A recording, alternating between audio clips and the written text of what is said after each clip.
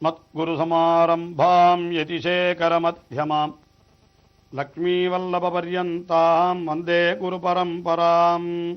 ஆழ்வார்கள் வாழி அருளிச் செயல் வாழி தாழ்வாதுமில் குறவர்தாம் வாழி ஏழ்பாறு முய்ய அவர்கள் உரைத்தவைகள்தாம் வாழி செய்யமறை தன்னுடனே சேர்ந்து. எம்பெருமானுடைய விபவாவதாரங்களை அனுபவித்த பெரியாழ்வார் அர்ச்சாவதார அனுபவத்தை செய்ய தொடங்கி அதிலே திருவரங்கம் பெரிய கோவில் அனுபவத்தை செய்கின்ற காலத்திலே பல பல விபவாவதார நிகழ்ச்சிகளை எல்லாம் சொல்லி அப்படிப்பட்ட எம்பெருமான் தான் இந்த திருவரங்கத்திலே எழுந்தருளியிருக்கிறான் என்று அனுபவித்து வருகின்றார். 4ஆம் பத்து 9ஆம் திருமொழியிலே இப்பொழுது 5வது பாசுரம் நம்முடைய அனுபவத்திற்கு விஷயமாகிறது. இந்த பாசுரத்திலே ஹரிவம்சம் என்கிற ஒரு புராணத்திலே சொல்லப்பட்ட ஒரு சரித்திரம், அது மிக அரிய நிகழ்ச்சி. அது ரொம்ப பெரிய கதை. அதை மிகவும் சுருக்கமாக இந்த பாசுரத்திலே அனுபவிக்கின்றார். அதாவது ஒரு முறை நாரத மகரிஷி ரைவதகம் என்கிற பர்வதத்திலே மலையிலே கண்ணபிரான் எழுந்தொழியிருந்த பொழுது அவனை வந்து தண்டம் சமர்ப்பித்து ஆச்சரியமாக இருக்கிறீர், தன்யனாக இருக்கிறீர் என்று அந்த கண்ணபிரானை பார்த்து நாரதர் சொன்னாராம். உடனே கண்ணபிரான் ஆம், தட்சிணையோடு கூட நான் ஆச்சரியமாக இருக்கிறேன், வாஸ்தவன்தான் என்று சொல்லி புன்முறுவல் செய்தானாம். நாரதரும் புரிந்து கொண்டு விடைபெற்று சென்றாராம். உடனே பக்கத்திலே இருப்பவர்கள் எல்லாம் கேட்டார்கள், நீர் என்ன பேசினீர், எங்களுக்கு ஒன்றும் புரியவில்லையே, இது என்ன விஷயம் என்று கேட்க அவர் ஒரு பெரிய நிகழ்ச்சியை சொன்னாராம். அதாவது ஒரு முறை நான் கங்கையிலே பார்த்த பொழுது ஒரு மிகப்பெரிய ஆமை ஒன்றை பார்த்தேன். அடடா, இது என்ன ஆச்சரியம், இவ்வளவு பெரிய ஆமையா என்று அந்த ஆச்சரியமாக இருக்கிறாய் நீ என்று அந்த ஆமையை பார்த்து நான் சொன்னேன். உடனே அந்த ஆமை, இதெல்லாம் நாரதர் சொல்லுகிறார், உடனே அந்த ஆமை என்ன சொல்லித்து, நான் என்ன ஆச்சரியம், என்னை போல பல பல வஸ்துக்களை தாங்குகின்ற பல பல ஜந்துக்களை தாங்குகின்ற இந்த கங்கை என்றோ ஆச்சரியமானது என்று சொல்லித்தான். உடனே நாரதர் கங்கையை பார்த்து ரொம்ப ஆச்சரியமாக இருக்கிறாய் என்று சொன்ன உடனே அந்த கங்கை, நான் என்ன ஆச்சரியம், என்னை போல பல நதிகள் கலக்கக்கூடிய கடலொன்றோ ஆச்சரியம் என்று சொல்லித்தான். உடனே கடலை பார்த்து நாரதர் ஆச்சரியமாக இருக்கிறாய் என்று சொன்ன உடனே அந்த கடல் எனக்கு இடம் கொடுத்த பூமி என்றோ ஆச்சரியம் என்று சொல்லித்தான். உடனே பூமியின் இடத்திலே சென்றார் நாரதர்.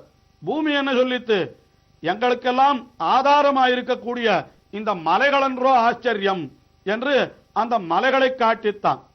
உடனே மலைகளிடத்திலே போய் நீ ஆச்சரியமாயிருக்கிறாய் என்று நாரதர் சொன்ன உடனே எங்களை எல்லாம் படைத்த அந்த பிரமன் என்றோ ஆச்சரியம் என்று பிரம்மாவை சொல்லித்தான். உடனே பிரம்மா என்ன சொன்னான், நான் வேதங்களை கொண்டன்றோ படைக்கின்றேன், ஆகையினாலே அந்த வேதங்கள் தான் ஆச்சரியம் என்று சொன்னான். உடனே வேத புருஷனை போய் பார்த்த பொழுது அவன் என்ன சொன்னான்னா, வேதங்கள் எதனாலே பயன் பெறுகின்றன, யஜ்ஞங்களாலே என்றோ பயன் பெறுகின்றன, ஆகையினாலே இந்த யாக யஜ்ஞங்கள் அவைகள்தான் ஆச்சரியம் என்று வேத புருஷன் சொன்னானா. உடனே யாக யஜ்ஞங்களிடத்திலே சென்றார் நாரதர்.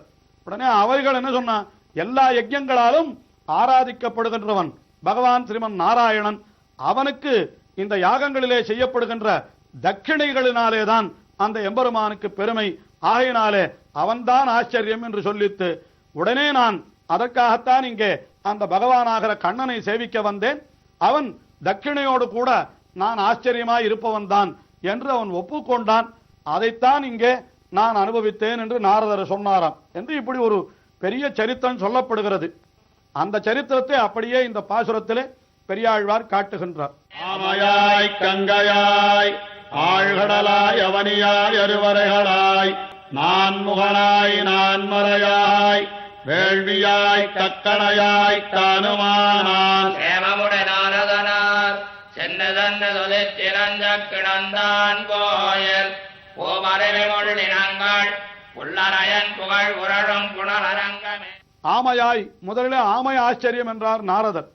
உடனே அடுத்தபடியாக கங்கையாய், அந்த கங்கை போய் சேருமிடம் ஆழ்கடலாய், அந்த ஆழ்கடல் இருக்குமிடம் அதாவது சமுத்திரங்கள் இருக்குமிடம் என்ன உடனே அது அவனியாய், அந்த அவனி என்னால் பூமி, அதற்கும் ஆதாரமாயிருப்பவை அந்த மலைகள் தானே, ஆயினாலே அந்த மலைகளாய், அந்த மலைகளை எல்லாம் கூட உண்டாக்கினவன் என்றால் அவன்தான் நான்முகனாய் அந்த பிரம்மாவானவன். அதற்கு பிறகு அந்த பிரம்மாவுக்கு துணை செய்வது நான்மறையாய், அந்த நான்மறைகளாலே வெளிப்படுவது வேள்வியாய் என்று சொல்லி கடைசியிலே தக்கணையாய் என்ற அந்த வேள்விக்கே சிறப்பு எது என்னால் அதிலே கொடுக்கப்படுகிற தட்சிணைகளாலே தான் சிறப்பு. அதைத்தான் தட்சிணை என்பதைத்தான் தக்கணை என்று சொல்லாலே சொன்னார். இது எம்பெருமானே அந்த தட்சிணையினுடைய ரூபத்திலே, அதாவது இந்த பாசுரத்திலே சொல்லப்பட்ட அத்தனை வஸ்துக்களும் எம்பெருமானுடைய பிரகாரம் தான்.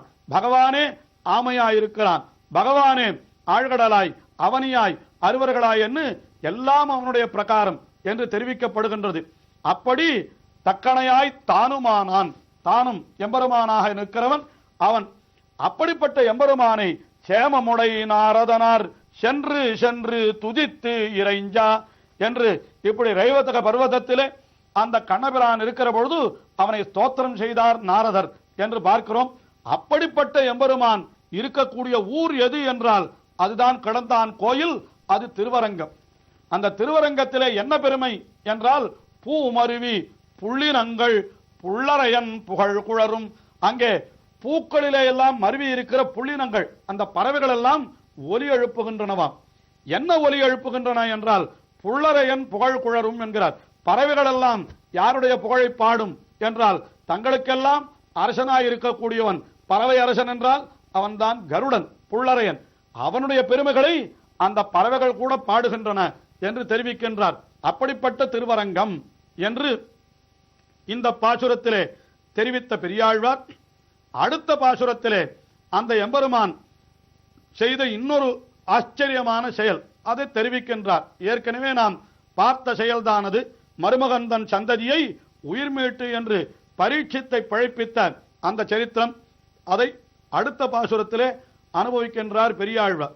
துணன்மார் காதலியை மயிர் முடிப்பித்தவர்களையே மன்னராக்கி உத்தரதன் சிறுவனையும் உய்யக் கொண்ட உயிராளனுரையுங்கோயில் பக்தர்களும் பகவர்களும் பழமொழிவாய் முனிவர்களும் பரந்த நாடும் சித்தர்களும் தொழுதிரஞ்சா இறைவிளக்காய் நிற்கின்ற திருவரங்கமே. மைத்துனன்மார் காதலியை மயிர் முடிப்பித்து என்றார். மைத்துனன்மார் என்னால் பாண்டவர்கள். அதாவது பெண் கொடுத்து ஒருத்தனை நாம் உறவு கொள்ளுகிறோம் என்றால் அவனை மைத்துனன் என்று சொல்லுவது பொதுவான மரபு. கண்ணபிரான் தன்னுடைய தங்கையான சுபத்திரையை அர்ஜுனனுக்கு மனம் முடித்து கொடுத்தபடியினாலே அர்ஜுனன் கண்ணனுக்கு மைத்துனனாக ஆகின்றான் என்று சொல்ல வேண்டும். இதெல்லாம் பொதுவான மரபு.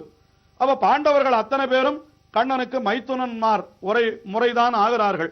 ஆகையினாலே மைத்துனன்மார் காதலியை, அப்படிப்பட்ட அந்த பாண்டவர்களுடைய பத்தினியான திரௌபதி பாஞ்சாலி, அவளுடைய மயிர் முடிப்பித்து அவள் என்ன சபதம் செய்தாள்? இந்த துரியோதனாதியர்களுடைய ரத்தத்தை பூசி அல்லது என்னுடைய குழலை முடிக்க மாட்டேன் என்று சபதம் செய்திருந்தபடியினாலே அவளுக்காக அந்த துரியோதனாதியர் 100 வரையும் வதம் செய்வபடி செய்தான். அப்படியே பாஞ்சாலியும் தன்னுடைய குழலை முடித்தாள்.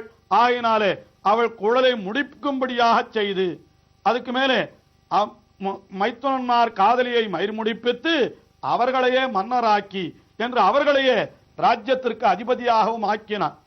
அதற்கு பிறகு உத்தரைதன் சிறுவனையும் உய்யக் கொண்ட, உத்தரையனுடைய கர்ப்பத்திலே இருக்கக்கூடிய சிசுவானது அஸ்வத்தாமா என்பவன் எறிந்த அந்த அபாண்டவாஸ்திரத்தாலே கருகி போய்விட்டது. இன்னும் குழந்தை பிறக்கவில்லை, அது கரிக்கட்டையாக கீழே விழுந்தது. உடனே கண்ணபிரானை சரணமடைந்தார்கள் எல்லோரும். என்ன செய்தான் கண்ணபிரான்? தன்னுடைய திருவடிகளாலே அந்த கரிக்கட்டையாக விழுந்த அந்த பிண்டத்தை தடவினான். உடனே அது உயிர் பிழைத்து எழுந்தது. அவனுக்குத்தான் பரீட்சித்து என்று பெயர் வைத்தார்கள் என்ற சரித்திரம் ஏற்கனவே நாம் பார்த்திருக்கிறோம். அதைத்தான் உத்தரைதன் உத்தரை என்பவள் அபிமன்யுவனுடைய பத்தினி.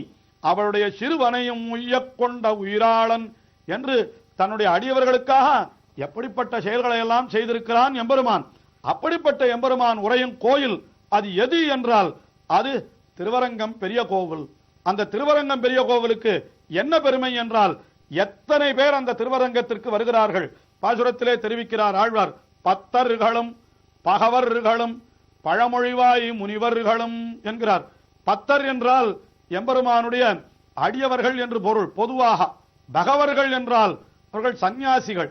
அதாவது சிற்றையிற்று முற்றல் மூங்கில் 3 தண்டர் என்றெல்லாம் சொல்லப்படுகின்ற அந்த அவர்களுக்குத்தான் பகவர்கள் முக்கோல் பகவர் என்றே சொல்லுவதுண்டு தமிழ் இலக்கியங்களிலே. அப்படிப்பட்ட பத்தர்களும் பகவர்களும் அதற்கு மேலே பழமொழிவாய் முனிவர்கள். பழமொழி என்றால் வேதத்திற்குத்தான் பெயர். அது வேதத்திற்கு பழமொழி என்றே பெயர். மிகவும் பழமையான மொழி என்னால் அது வேதம்தான்.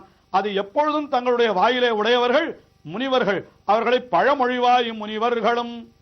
அதற்கு மேலே பரந்த நாடும் பரந்த உலகத்திலே இருக்கிறவர்கள் அத்தனை பேரும் அந்த திருவரங்கத்திற்கு வருகிறார்கள். அதற்கு மேலே சித்தர்களும் சித்த புருஷர்கள் என்று சில பேராம், அவர்களும் திருவரங்கத்திற்கு வருவார்களாம். இவர்கள்லாம் நம்முடைய கண்ணுக்கு புலப்பட மாட்டார்கள். ஆக பத்தர்கள், பகவர்கள், பழமொழியை ஆன வேதங்களை வாயிலே உடைய முனிவர்கள், பரந்த நாடு என்று சொல்லப்படுகின்ற உலகத்திலே இருக்கக்கூடிய அத்தனை மக்கள், அதற்கு மேலே சித்தர்கள், இவர்கள் அத்தனை பேரும் தொழுது இறைஞ்ச திசை வழக்காய் நிற்கின்ற திருவரங்கம் என்று எல்லோருக்கும் எல்லா திசைக்கும் இது ஒரு பெரிய விளக்கு போல என்றோ ஒளி வீசுகின்றது. அப்படிப்பட்ட திருவரங்கத்திலேதான் அந்த எம்பெருமான் எழுந்தருளியிருக்கிறான். எழுந்தருளியிருக்கிறவன் யார் என்றால் தன்னுடைய அடியவர்களுக்காக எப்பேற்பட்ட செயல்களையும் செய்பவன். எவ்வளவு செய்தான் என்றால் மைத்துனன்மார் காதலியை மயிர் முடிப்பித்து என்று பாண்டவர்களுக்காக தானே போய் பாரத யுத்தத்தை நடத்தி 100 வரையும் பாண்டவர்கள் கையாலேயே வதம் செய்யும்படி செய்து கடைசியிலே அந்த திரௌபதியானவள் தான் செய்திருந்த சபதத்தின்படியே தன்னுடைய குழல் முடிக்கும்படி செய்தான். அது மட்டுமல்ல, அவர்களுடைய சந்ததியையும் அவர்களுக்கு ராஜ்யத்தையும் கொடுத்தான், அவர்களுடைய சந்ததியையும் பிழைப்பித்தான் என்று இப்படி அடியவர்களுக்காக காரியம் செய்பவன் அவனன்றோ திருவரங்கம் பெரிய கோவிலிலே எழுந்தருளியிருக்கிறான் என்று அந்த திருவரங்கநாதனை அனுபவிக்கின்றார். அனுபவம் இன்னமும் தொடர்கிறது. தொடர்ந்து அனுபவிப்போம்.